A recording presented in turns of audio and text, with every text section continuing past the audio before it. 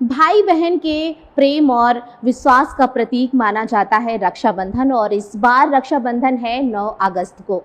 इसे लेकर के लोगों के मन में हर बार कंफ्यूजन ये आती है कि आखिरकार शुभ मुहूर्त क्या है, किस मुहूर्त पे हम अपने भाइयों की कलाइयों में राखी बांधें ताकि हमारे भाई की जो लंबी आयु है वो हो सके, उनका स्वास्थ्य ठीक रह सके। इसको लेकर तमाम लोगों में कंफ्यूजन रहती है शुभ मुहूर्त को लेकर। तो इस वक्त ज्यादा बातचीत करने के लिए हमारे साथ लखनऊ विश्वविद्यालय के ज्योतिर्विज्ञान विभाग के जाने माने ज्योतिषाचार्य अनिल पोरवाल जी हैं। हम इनसे जानते हैं कि इस बार रक्षाबंधन का शुभ मुहूर्त क्या है, आखिरकार किस शुभ मुहूर्त में बहनें अपने भाइयों की कलाइयों पर राखी बांधें ताकि उनको शुभ लाभ मिल सके, और क्या कुछ इस बार खास है हम बात करते हैं। सर, सबसे पहले हमारे चैनल बहुत बहुत स्वागत। सर, कैसे हैं सबसे पहले? तो सब बहुत अच्छा है, सब आनंद है, ईश्वर की कृपा है। और मैं सभी अपने व्यूअर्स के लिए भी ईश्वर की कृपा की आराधना करता हूं कि सभी आनंद से रहें और खूब अपने जीवन में सुख की प्राप्ति करें। तो जैसा कि हम लोग जानते हैं कि श्रावणी जो पर्व है, जिसको हम रक्षाबंधन, श्रावणी, उपाकर्म, संस्कृत दिवस इत्यादि अन्य नामों से जानते हैं, कहीं के पे सलूनो भी कहते हैं, यह त्यौहार श्रावण मास की पूर्णिमा को मनाया जाता है, जिसके कारण से इसे श्रावणी पूर्णिमा के नाम से या श्रावणी के रूप में भी जाना जाता है। रक्षाबंधन के रूप में यह व्यवहारिक जगत में बड़ा प्रचलन में है, राखी के रूप में, रक्षाबंधन के रूप में, जिनमें सामान्य तौर से जब हम देखते हैं कि हमारी जो बहनें हैं, माताएं हैं, वो अपने भाइयों को उनको टीका करके और रेशम के धागे का या सूती धागे का अथवा किसी धातु से बने हुए, कई लोग सोने चांदी इत्यादि का भी धागा जो है भाइयों के हाथ पर बांधते हैं और उनके आयुष्य वृद्धि की कामना करते हैं, उनकी आराधना करते हैं और साथ साथ अपनी रक्षा हेतु प्रण भी मांगती हैं। तो ये एक परंपरा हमारे यहाँ चल रही है। जैसा कि इस बार जो रक्षाबंधन का पर्व है वह 9 अगस्त 2025 को पड़ रहा है। जैसा हम लोग जानते हैं कि जो भी ज्योतिष के लोग हैं, ज्योतिष के अनुयायी हैं या ज्योतिष के अध्यवसायी हैं, वह यह बात जानते हैं कि पूर्णिमा को एक करण होता है जिसका नाम होता है विष्टिकरण, जिसे भद्रा भी कहते हैं। हर पूर्णिमा को विष्टिकरण होता है, जिसको हम भद्रा के रूप में जानते हैं। संयोग इस बार इतना अच्छा है क्योंकि जैसा कि हम लोग जानते हैं कि तिथि का आरंभ कभी भी हो सकता है। इस बार जो पूर्णिमा तिथि है उसका जो प्रारंभ हो रहा है वो 8 अगस्त के अपराह्न 1:40 से आरंभ हो रहा है। मतलब 8 अगस्त को ही पूर्णिमा लग जाएगी और यह पूर्णिमा 9 अगस्त 2025 को अपराह्न 1:23 तक रहेगा। अपराह्न को दोपहर के 1:23 तक रहेगा। तो चूँकि उदया तिथि के रूप में हमें 9 अगस्त मिल रही है और पूर्णिमा के आरंभ के साथ साथ ही भद्रा का आरंभ भी हो जाता है, तो इसलिए संयोग ये अच्छा है क्योंकि कोई भी तिथि जो होती है वो 24 घंटे की प्रायः होती है, जिसमें आधा समय भद्रा का होता है, आधा समय एक करण का होता है, आधा समय दूसरे करण का होता है। प्रथम करण चूँकि भद्रा है पूर्णिमा तिथि में, तो इस संदर्भ में रात्रि के लगभग 1:30 बजे तक ही ये भद्रा की समाप्ति हो जाएगी 8 अगस्त को। इसलिए जब सूर्योदय होगा 9 अगस्त का, तो उस समय भद्रा का कोई भी साया इस बार रक्षाबंधन पर नहीं होगा, जिससे ये कहा जा सकता है कि इस बार रक्षाबंधन का जो मुहूर्त है वो निर्दोष है। मतलब उसमें किसी प्रकार का कोई दोष नहीं है कि जिसका हमें विचार करना चाहिए कि हम विचार करें कि किस समय बांधें या ना बांधें। तो सूर्योदय के बाद से ही रक्षाबंधन का पर्व आरंभ हो जाएगा और पूरे दिन रक्षाबंधन का पर्व चलता रहेगा। हालांकि जब तक पूर्णिमा तिथि रहे तब तक रक्षाबंधन की उपयोगिता, उसकी प्रासंगिकता अधिक है। तो जैसा कि हमने बताया कि दोपहर 1:23 तक वह समय ज़्यादा अनुकूल रहेगा। उसमें भी अगर हम बात करें तो सुबह 6:06 से लेकर पूर्वाह्न 10:10 तक का जो समय है वो बहुत अच्छा है, क्योंकि उसमें हमें स्थिर लग्न भी मिल रही है। स्थिर लग्न के साथ साथ एक दुष्प्रभाव लग्न भी मिल रही है। तो वह लग्न हमारे लिए सबसे अच्छी है अगर हम राखी बांधते हैं तो ऐसे समय। अन्यथा अन्य लग्नों में भी अगर राखी बांधी जाएगी तो उसका भी कोई दोष नहीं है। लेकिन अगर हम किसी समय के विशिष्ट समय की बात करते हैं तो समय 10:10 से पूर्व यदि हम रक्षाबंधन करें तो अत्यंत सुभद फल देने वाला है।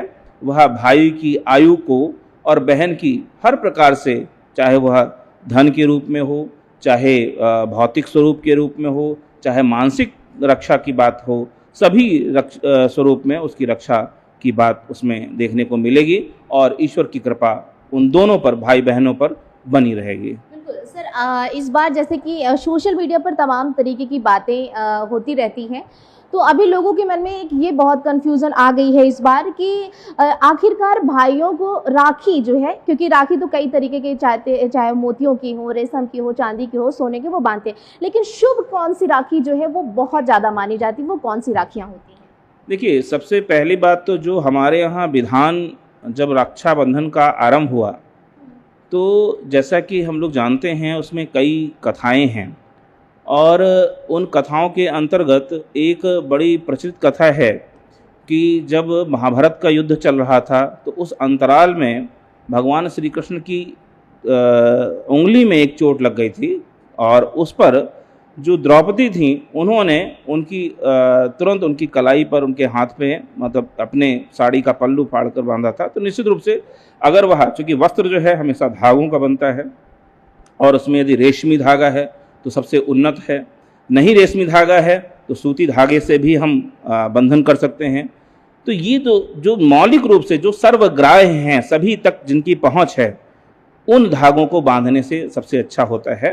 इसके साथ साथ जो हमारी मौली होती है, जैसे हमारे जो पुरोहित होते हैं, कुल पुरोहित होते हैं, जो परिवार में जो पौरोहित्य का कार्य करते हैं, वह भी आके हमारे जो उनके जो जजमान होते हैं उनमें कहीं ना कहीं रक्षा सूत्र बांधते हैं और वो आप जानते ही हैं कि सूती का होता है, सूती धागे का बना हुआ होता है, तो वह भी पवित्र है और वह भी उतनी ही अच्छी स्थिति रखता है जितनी कि चाहे वह सोने की हम बांधते हैं। कई लोग जो बहुत धनाढ्य हैं वह सोने का भी सूत्र बांध रहे हैं, चांदी का भी सूत्र बांध रहे हैं, अर्थात चांदी की राखी भी प्रचलन में है, सोने की राखी भी प्रचलन में है, तमाम अन्य धातुओं की भी राखियां प्रचलन में हैं, लेकिन जो उसका मूल है वो धागे का ही, उसमें धागे की ही बात कही गई है, चाहे वह धागा रेशम का हो और चाहे वह सूती हो, तो इसलिए उनमें से उनको बांधना चाहिए। किस दिशा में, पहले तो ये कि किस दिशा में बैठ के लोगों को राखी सही मुहूर्त में बांधना चाहिए, किस दिशा में बैठ के मुंह होना चाहिए? देखिए, हमेशा जब भी हम कोई धार्मिक कृत्य करते हैं, कोई धार्मिक अनुष्ठान करते हैं, तो उसमें पूरब और पश्चिम बैठने की ही बात कही गई है। जो बहन का मुख है वो पूरब की ओर होना चाहिए, भाई का मुख बहन की ओर होना चाहिए, मतलब पूरब पश्चिम दोनों बैठे हुए हों और रक्षा का बंधन कर रहे हों, तो उसी को सबसे अच्छा माना गया है।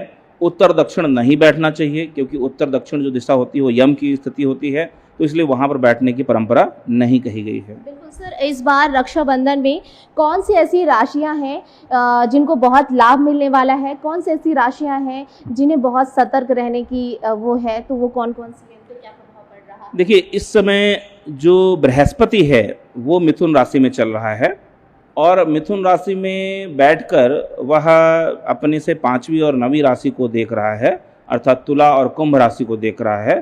तो निश्चित रूप से इस बार जो 3, मतलब मिथुन राशि, तुला राशि और कुंभ राशि के लिए यह बहुत अच्छा समय है, बहुत उपयोगी समय है।